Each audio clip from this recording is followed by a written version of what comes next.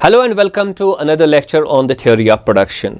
Production या फिर production function के बारे में जो एलिमेंट्री लेवल पे हमें चीज़ें मालूम होनी चाहिए थी, कॉन्सेप्ट्स के साथ जो हम जिन कॉन्सेप्ट्स के साथ हम कन्वर्सेंट होने चाहिए थे वो हमने डिस्कस किए in a series of lectures related with in micro economics related with production and production functions. तो इसमें अब हमारा एक पर्टिकुलरली इम्पॉर्टेंट जो टॉपिक रहता है वो है टेक्नोलॉजिकल प्रोग्रेस का टॉपिक। तो आज के इस लेक्चर में हम टेक्नोलॉजिकल प्रोग्रेस के कॉन्सेप्ट के बारे में बात करेंगे और कुछ बुनियादी चीज़ें जो हमने जाननी होती है एलिमेंट्री इकोनॉमिक्स में टेक्नोलॉजी के बारे में, तो वो हम समझने की कोशिश करेंगे। पहली चीज़ जो हमने यहाँ पे याद रखनी है वो ये है कि टेक्नोलॉजिकल प्रोग्रेस को हम टेक्नोलॉजिकल चेंज भी कहते हैं और टेक्नोलॉजिकल डेवलपमेंट भी कहते हैं। तो ये सब टर्म्स जो है ये एक ही मतलब रखते हैं, एक ही मीनिंग रखते हैं। और कभी हम टेक्निकल चेंज का जो टर्म है, जो वर्ड्स है वो हम यूज़ करते हैं, तो we also mean from the same thing what we mean from technological progress. तो टेक्नोलॉजिकल प्रोग्रेस और टेक्निकल प्रोग्रेस जो है it is one and the same thing. हालांकि कुछ बुक्स में स्पेशलाइज्ड जब आप आगे स्टडी करेंगे तो वहाँ पे थोड़ा डिफरेंस इनके दरमियान बताया गया है, लेकिन हमारी लेवल पे हम इनको सिनोनियम्स लेते हैं, हम ये समझते हैं कि इनका एक ही मतलब है। तो ये पहली बात है कि टेक्नोलॉजिकल प्रोग्रेस को हम टेक्नोलॉजिकल चेंज या फिर टेक्नोलॉजिकल डेवलपमेंट भी कहते हैं। अब देखिए, जाहिर सी बात है कि यहाँ पे जो पहली टर्म है वो है टेक्नोलॉजिकल। तो टेक्नोलॉजी के बारे में हमें मालूम होना चाहिए कि ये क्या चीज़ है। टेक्नोलॉजी बुनियादी तौर पर जब हम जो हमारे पास साइंटिफिक नॉलेज होती है, जब हम इसको अप्लाई करते हैं तो उसको हम टेक्नोलॉजी कहते हैं। यानी कि the application of scientific knowledge in for practical purposes in day to day life जो है, या फिर ख़ास तौर पर इंडस्ट्री में जब हम इसका यूज़ करते हैं तो इसको हम टेक्नोलॉजी कहते हैं। यहाँ पे एक बात काफ़ी इम्पॉर्टेंट है समझनी, वो ये है कि जो टेक्नोलॉजी होती है it is not only related with tools and machineries, क्योंकि जब टेक्नोलॉजी की बात होती है तो हमारे जहन में इंपॉर्टेंट मशीनरीज हमारे जहन में आती है, टूल्स हमारे जहन में आते हैं, या डिफरेंट गैजेट्स जो हम यूज़ करते हैं, चाहे फिर मोबाइल हो, कैमरा हो या दीगर सारी चीज़ें जो हम यूज़ करते हैं, तो हमारे जहन में वो सब चीज़ें आती हैं। लेकिन जब हम इकोनॉमिक्स में टर्म टेक्नोलॉजी यूज़ करते हैं तो इट आल्सो इंक्लूड स्किल्स, जो एक लेबर फोर्स के पास होते हैं जो डिफरेंट चीज़ें बनाते हैं, गुड्स एंड सर्विसेज जो हमारे लिए बनाते हैं, या फिर जो मेथड्स है या फिर जो प्रोसेसेस है या टेक्निक्स आप कह सकते हैं। तो इन सब को, यानी कि ये जो फिज़िकल आइटम्स यहाँ पे है या फिर जो स्किल है, इन सब को क्लब करके इन सब को जो है हम टेक्नोलॉजी की टर्म में इंक्लूड करते हैं। तो इससे ये पता चलता है कि इकोनॉमिक्स में टेक्नोलॉजी की जो ये टर्म है ये काफ़ी वाइड मीनिंग रखती है। तो इसको हम सिर्फ टूल्स या मशीन्स के साथ हमने इसको रिलेट नहीं करना चाहिए। तो ये चीज़ हम यहाँ पे जान गए कि टेक्नोलॉजी किस चीज़ का नाम है। जो भी हम जो गुड्स या टूल्स या मशीन्स या फिर स्किल्स या फिर टेक्निक्स या फिर प्रोसेसेस जो हम यूज़ करते हैं गुड्स एंड सर्विसेज बनाने में, तो उसको हम जो है टेक्नोलॉजी कहते हैं। चलिए अब हम टेक्नोलॉजिकल प्रोग्रेस के बारे में यहाँ पे बात करेंगे कि टेक्नोलॉजिकल प्रोग्रेस हम किसे कहते हैं। तो इसके लिए एक इम्पॉर्टेंट डेफिनेशन आप समझिए जो हमने याद रखनी है, वो ये है कि a change in a production process, a change in a production process that enables a firm to produce more output from existing inputs। तो ये एक definition हो सकती है, you can define it in different ways। तो एक definition ये से हो सकती है, यानी कि जो production process एक firm में होती है, अगर ये improve हो जाएगी, इसमें efficiency बढ़ जाएगी, तो जाहिर सी बात है कि inputs इंक्रीज किए बगैर अब प्रोडक्शन जो है वो इंक्रीज हो जाएगी। तो अगर कुछ ऐसा हो रहा है तो इसको हम टेक्नोलॉजिकल प्रोग्रेस कहते हैं। यानी कि अगर without increase in inputs you are able to increase output due to sudden changes, due to sudden improvements, तो उसको हम टेक्नोलॉजिकल प्रोग्रेस कहेंगे। फॉर एग्जांपल आपने रॉ मटेरियल ज़्यादा यूज़ नहीं किया, या आपने जो है फॉर एग्जांपल ज़्यादा लेबर यूज़ नहीं किया, लेकिन आपकी प्रोडक्शन फिर भी इंक्रीज़ हो गई क्योंकि आपकी जो मशीनरी है वो ज़्यादा एफिशिएंट, अब जो नई मशीनरी है वो ज़्यादा एफिशिएंट है, या फिर मशीनरी वही है लेकिन आपका जो लेबर फोर्स है वो ज़्यादा अब स्किलफुल बन गया क्योंकि आपने उनको ट्रेनिंग दी, आपने उनको एक नया तरीका सिखाया है। तो इसका मतलब ये है कि जो टूल्स होंगे या फिर मशीन्स होंगी वो इंप्रूव हो गई, या फिर इसका मतलब ये है कि जो स्किल है लेबर फोर्स का या फिर जो टेक्निक्स उनकी है उनमें इंप्रूवमेंट आ गया। तो इसकी वजह से जाहिर सी बात है कि प्रोडक्शन इंक्रीज हो गई विदाउट इंक्रीज इन इनपुट्स। तो जैसे कि हम जिस चैप्टर में है उसमें हम प्रोडक्शन फंक्शन स्टडी करते हैं, तो एक केस हम लेते हैं टेक्नोलॉजिकल प्रोग्रेस को डिफाइन करने के लिए प्रोडक्शन फंक्शन का। देखिए ये हमारी प्रोडक्शन फंक्शन है, Q is a function of labour and capital, जो हमने काफ़ी डिस्कस किया हुआ है। अब हम एक प्रैक्टिकल एग्जांपल यहाँ पे लेंगे। फॉर एग्जांपल हमारा आउटपुट 50 यूनिट्स है और हमारे जो इनपुट्स है लेबर है 10 और कैपिटल है 5, यानी कि 10 लेबर और 5 कैपिटल को एम्प्लॉय करके हम 50 यूनिट्स ऑफ आउटपुट बना रहे हैं। अब देखिए टेक्नोलॉजिकल प्रोग्रेस को हम कैसे दिखा सकते हैं। There are two ways of showing technological progress. एक केस ये है कि हम 50 यूनिट्स ऑफ आउटपुट बनाएंगे लेकिन जो इनपुट्स है वो हम कम यूज करेंगे। तो इसका मतलब ये हुआ कि हमारी एफिशिएंसी इंक्रीज हो गई है, तभी जाके कम इनपुट्स यूज करके भी हम वही आउटपुट बना रहे हैं जो हम पहले बना रहे थे।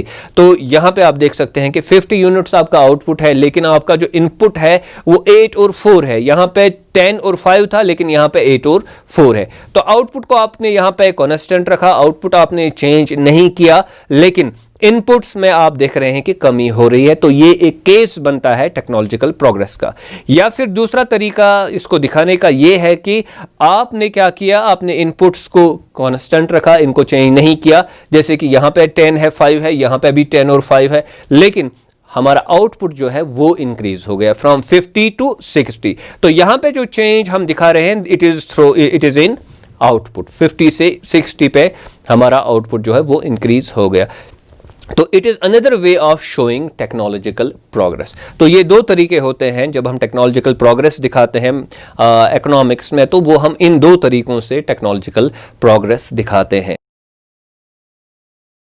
अभी हम ये देखते हैं कि टेक्नोलॉजिकल प्रोग्रेस को हम ग्राफिकली कैसे दिखाते हैं। और जैसा कि आप जानते हैं कि हमारी जो प्रोडक्शन फंक्शन होती है वो दो किस्म की होती है, एक है शॉर्ट रन प्रोडक्शन फंक्शन और दूसरा है long run production function. Short run में हमारे कुछ इनपुट्स जो है वो कांस्टेंट रहते हैं, उनको हम इंक्रीज नहीं कर पाते। लॉन्ग रन में सब के सब इनपुट्स को जो हम चेंज करेंगे वो चेंज कर पाते हैं। तो ये हमारी शॉर्ट रन प्रोडक्शन फंक्शन यहाँ पे है। तो यहाँ पे मैं दिखाता हूँ कि क्यों function of labour and capital, और कैपिटल को हमने यहां पे कांस्टेंट रखा, और ये सब डिस्कशंस हमने इससे पहले किए हुए हैं। अब देखिए जो पहली वाली प्रोडक्शन फंक्शन है टेक्नोलॉजिकल प्रोग्रेस से पहले, वो यहां से है, ये हमारी प्रोडक्शन फंक्शन है। यहां से हमारा लेबर है, पहले लेबर L1 है फिर L2 पे आ जाता है, और जो प्रोडक्शन हो रही है वो L1 पे हमारी प्रोडक्शन है Q1 और L2 पे हमारी प्रोडक्शन है Q2। तो जो पॉइंट्स है वो ये जो सर्कल मैंने बनाए हैं यहाँ पे, तो ये हमारे पॉइंट्स यहाँ पे बनते हैं जो L की प्रोडक्शन और L1 की प्रोडक्शन और L2 की प्रोडक्शन है। अब देखिए, अब जब टेक्नोलॉजिकल प्रोग्रेस होगी तो उसमें ये होगा कि ना ही हमने लेबर इंक्रीज करना है ना ही हमने कैपिटल इंक्रीज करना है, लेकिन फिर भी हमारे आउटपुट में जो है वो उसमें इजाफा होना चाहिए, उसमें इंक्रीज होना चाहिए। तो वो हम कैसे दिखाएंगे? वो हम ऐसे दिखाएंगे, देखिए दूसरी जो प्रोडक्शन फंक्शन बनेगी जब टेक्नोलॉजिकल इंप्रूवमेंट हो जाएगा तो हमारी प्रोडक्शन फंक्शन बनती है। तो ये मैंने इसको Q लिखा यहाँ पे और यहाँ पे Q डैश मैंने लिखा, राइट। तो लेबर और कैपिटल जो है वो सेम है दोनों में, लेकिन आउटपुट जो है वो डिफरेंट है। यहाँ पे Q है, यहाँ पे Q डैश है। Q dash is higher than Q, okay. तो ये कम प्रोडक्शन वाली प्रोडक्शन फंक्शन है, ज्यादा प्रोडक्शन वाली प्रोडक्शन फंक्शन है। अब देखिए L1 पे आइए, जो प्रोडक्शन फंक्शन पहली है हमारी शॉर्ट टर्म प्रोडक्शन फंक्शन, तो आउटपुट वहां पे कितना था? जब L1 हमारा लेबर था, Q1 हमारा आउटपुट था। लेकिन अब क्या हो रहा है कि L1 हमारा लेबर एम्प्लॉयमेंट है, लेकिन जो हमारा आउटपुट है it is right here, right. तो ये Q1 डैश है, राइट, Q-1 है यहां पे। तो इसी तरह L2 पे आप देखिए, ये तो इनिशियल आउटपुट था लेकिन अब आउटपुट ज्यादा है, वो मैं इस स्क्वायर के दरमियान बीच में जो ये पॉइंट है वही ये है, और ये Q-2 है, राइट। तो दोनों जगहों पे हम ये देख सकते हैं कि जो आउटपुट है वो इंक्रीज हुआ है, जबकि लेबर जो हम एम्प्लॉय कर रहे हैं it is the same. Even capital जो हम एम्प्लॉय कर रहे हैं दैट इज द सेम, इसमें कोई तब्दीली नहीं हुई है। So this is technological, this is the case of technological progress. और जब हमने शॉर्ट रन में टेक्नोलॉजिकल प्रोग्रेस दिखानी हो, बुनियादी तौर पर हमने आउटपुट में इजाफा दिखाना है जबकि इनपुट्स में इजाफा नहीं होना चाहिए, तो वो हम इस तरीके से दिखाते हैं कि हमारी जो प्रोडक्शन फंक्शन ये शिफ्ट हो जाती है अपवर्ड्स, जो ये मैंने दिखाई प्रोडक्शन फंक्शन इस तरीके से ये अपवर्ड शिफ्ट हो जाती है।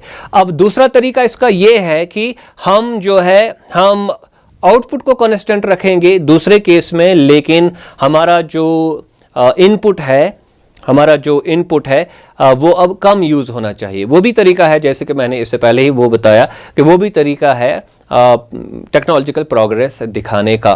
तो अगर आप यहाँ पे देखेंगे, देखिए हम जो है ये आउटपुट हमारा है, ये आउटपुट हमारा है Q1 पे हमारा आउटपुट है। पहली प्रोडक्शन फंक्शन पे हमारा लेबर इतना यूज हो रहा था, राइट, L1, लेकिन दूसरी प्रोडक्शन फंक्शन पे हमारा जो लेबर यूज हो रहा है वो है फॉर एग्जांपल L0, राइट।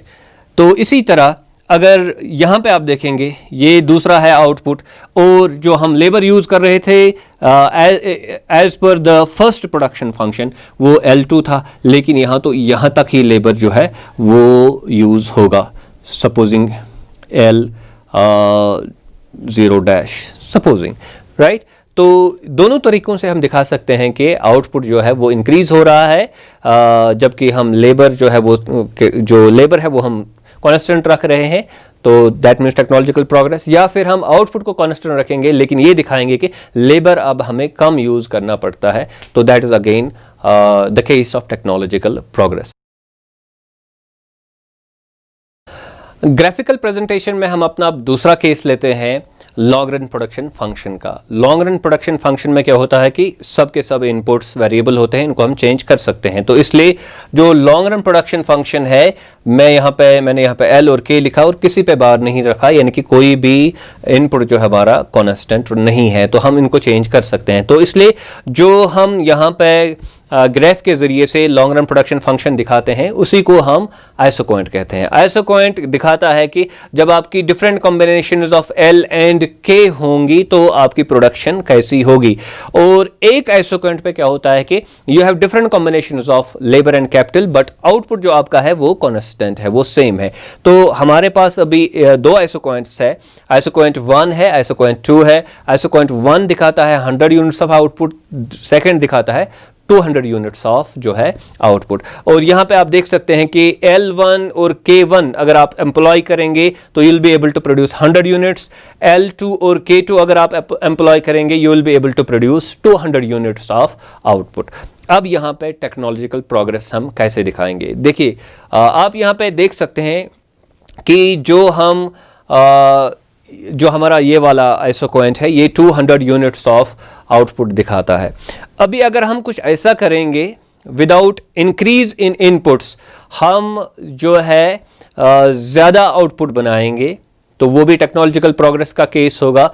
या फिर हम जो 200 यूनिट्स ऑफ आउटपुट है वो हम कम इनपुट्स यूज करके बनाएंगे, that too will be the case of what technological progress. यानी कि ये जो आइसोक्वांट 200 वाला आइसोक्वांट है, दूसरा आइसोक्वांट है, अगर ये यहां से गुजरेगा, okay, it will be something like this. I hope कि ठीक बन रहा है, राइट।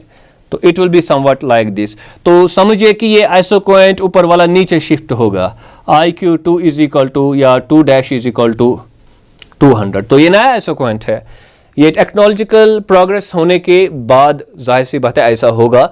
तो अभी अगर केस ऐसा होगा कि हमारा ऊपर वाला आइसोक्वांट जो है वो नीचे की तरफ शिफ्ट होगा, दैट मीन्स कि आप कम लेबर और कैपिटल एम्प्लॉय कर रहे हैं वो लेवल ऑफ आउटपुट हासिल करने के लिए जो आप इससे पहले बना रहे थे। जैसे कि यहाँ पे 200, ये भी 200 है, ये भी 200 है। इट मीन्स कि आप पहले जो है सपोजिंग हम इसको ऐसे दिखाते हैं, तो this is the amount of labour that you are using now, supposing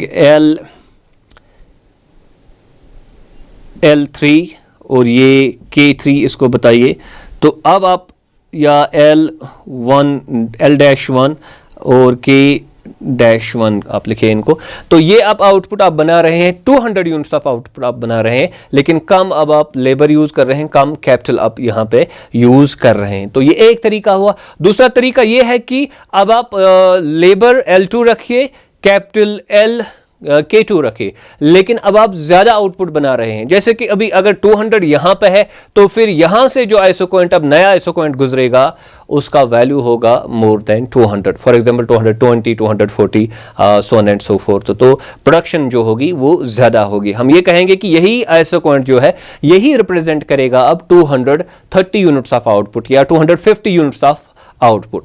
देखिए यहां पे ये बात याद रखनी है कि जो फिजिकल क्वांटिटीज हम दिखाते हैं इस आइसोकोएंट मैप में, वो लेबर और कैपिटल की होती है एक्यूरेट, क्योंकि आप उनको मेजर कर सकते हैं इस तरीके से। लेकिन ये जो आउटपुट दिखा रहे हैं हम, ये आर्बिट्री तरीके से हम दिखा रहे हैं।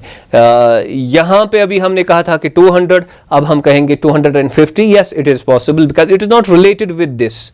जिस तरह इसका फिजिकल मेजरमेंट हम इन डायमेंशंस पे कर सकते हैं, इसका जो है वो आर्बिट्री होता है, यानी कि ये वैल्यूज जो है वो आर्बिट्री हम यहाँ पे लगा देते हैं। एनीवेज, मैं ये बताना चाहता हूँ कि अभी अगर आपको दिखाना है कि टेक्नोलॉजिकल प्रोग्रेस हुआ है, तो इट मीन्स कि आपका जो आइसोकोएंट है वो इनवर्ड शिफ्ट हो जाएगा। 200 पहले आप ज्यादा लेबर यूज करके, ज्यादा कैपिटल यूज करके जो बना रहे थे, अब वो आप कम लेबर और कैपिटल यूज करके बनाएंगे। या फिर अगर आप सेम अमाउंट ऑफ लेबर और कैपिटल यूज करेंगे, तो देन इट मीन्स कि you will be able to produce more amount of output in comparison to earlier situation. तो ये हमारा केस था टेक्नोलॉजिकल प्रोग्रेस का। टेक्नोलॉजी हम किसे कहते हैं, टेक्नोलॉजिकल प्रोग्रेस हम किसे कहते हैं, इसको हम कैसे डिफाइन करेंगे, फिर इसको हम मेजर कैसे करेंगे, या फिर एक प्रोडक्शन फंक्शन के ज़रिए से किसको कैसे दिखाएंगे, और फाइनली हमने ये देखा कि इसका ग्राफिकल जो प्रेजेंटेशन है वो कैसे दिया जाता है। ग्राफ के ज़रिए से इसको हम कैसे दिखाते हैं, चाहे शॉर्ट रन प्रोडक्शन फंक्शन है या फिर लॉन्ग रन प्रोडक्शन फंक्शन हो, यानी कि आइसोकोएंट्स के ज़रिए से इसको हम कैसे दिखाते हैं। तो अभी हमारा इसमें एक और लेक्चर रहता है जो है related with types of technological progress. तो वो हम नेक्स्ट लेक्चर में देखेंगे, God willing. And I hope that you understand all these all the things that we have discussed in this lecture. Do subscribe to my YouTube channel. Thank you very much.